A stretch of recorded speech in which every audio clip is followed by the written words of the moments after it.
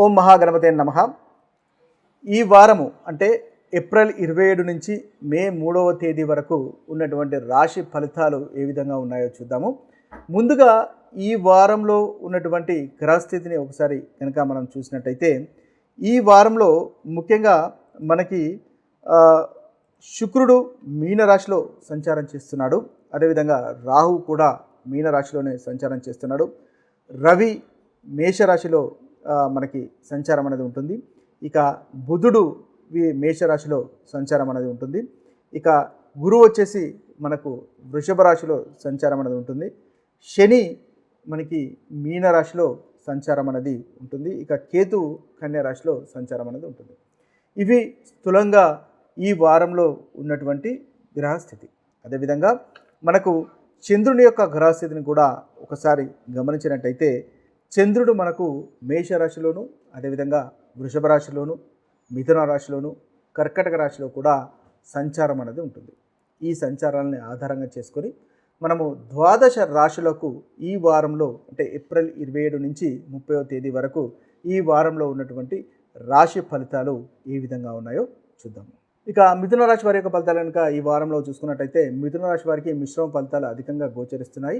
ఆదివారం సోమవారం మాత్రం చాలా చక్కటి లాభదాయకంగా కనిపిస్తుంది. అనుకున్నటువంటి పనులు మీరు పూర్తి చేయగలుగుతారు.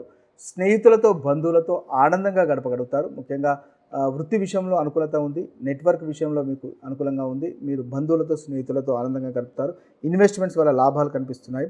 అన్ని విషయాలు లాభదాయకంగా కనిపిస్తుంది. సక్సెస్ అనేది మనకు ఆదివారం సోమవారం అనేది ఈ రాశి వారికి ఉంటుంది. ఇక మంగళవారం బుధవారం వచ్చేసి ప్రయాణం విషయంలో జాగ్రత్తగా ఉండండి. ప్రయాణాలు చేస్తున్నట్టయితే తగినటువంటి ప్లానింగ్ చేసుకున్నట్టయితే ఇబ్బంది పడేటటువంటి అవకాశాలు అధికంగా కనిపిస్తున్నాయి.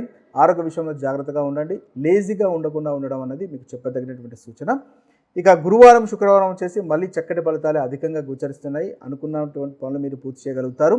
ముఖ్యంగా కార్యసిద్ధి అనేది ఉంటుంది. పనికి తగినటువంటి ప్రశంసలు మీరు పొందగలుగుతారు. దాంపత్య జీవితంలో ఆనందము సంతోషం అనేది ఉంటుంది. మనస్పర్ధలు కూడా గొడవలు మనస్పర్ధలు ఉన్నట్టయితే అవి కూడా తొలగిపోయి సంతోషంగా ఉండేటటువంటి అవకాశాలు మనకు గురువారం శుక్రవారం కనిపిస్తున్నాయి. ఇక శనివారం కనుక చూసుకున్నట్టయితే శనివారం ఖర్చు విషయంలో జాగ్రత్తగా ఉండండి. ఎవరికి అప్పుగా డబ్బులు ఇవ్వకుండా ఉండడం మంచిది. ఒకవేళ ఇచ్చినట్టయితే తిరిగి రాకుండా తిరిగి వచ్చే అవకాశం తక్కువగా ఉంటుంది. మీకు పనిచేసే చోట కూడా అంతగా సహాయ సహకారాలు అందకపోవడం లాంటి ప్రతికూలమైనటువంటి ఫలితాలు కలిగే అవకాశాలు మనకు అధికంగా కనిపిస్తున్నాయి. ఇవి స్థూలంగా మనకు మిథున రాశి వారికి ఉన్నటువంటి ఫలితాలు. ఆదివారం సోమవారం అనుకూలత, మంగళవారం బుధవారం ఆరోగ్య విషయంలో ప్రయాణ విషయంలో జాగ్రత్త, గురువారం శుక్రవారము మళ్ళీ అనుకూలత, అనుకున్నటువంటి పనులు మీరు చేయగలుగుతారు. శనివారము ఖర్చు విషయంలో జాగ్రత్త, అదేవిధంగా మీకు ఇతరులతో అంతగా సహాయ సహకారాలు అందకపోవడం లాంటి ప్రతికూలమైనటువంటి ఫలితాలు కలుగుతున్నాయి. అయితే హనుమంతుని పూజించండి. ఈ వారంలో మీకు చాలా చక్కటి ఫలితాలు అనేవి ఈ వారంలో మీకు కలుగుతాయి. ఇవి మనకు ఈ ఏప్రిల్ 27 నుంచి మే 3 వరకు ఉన్నటువంటి రాశి ఫలితాలు. ఇక మీ యొక్క జన్మజాతకంలో చక్కటి గ్రహస్థితి నడుస్తున్నట్టయితే మీకు మంచి ఫలితాలే అధికంగా అనుభవంలోకి వస్తాయి.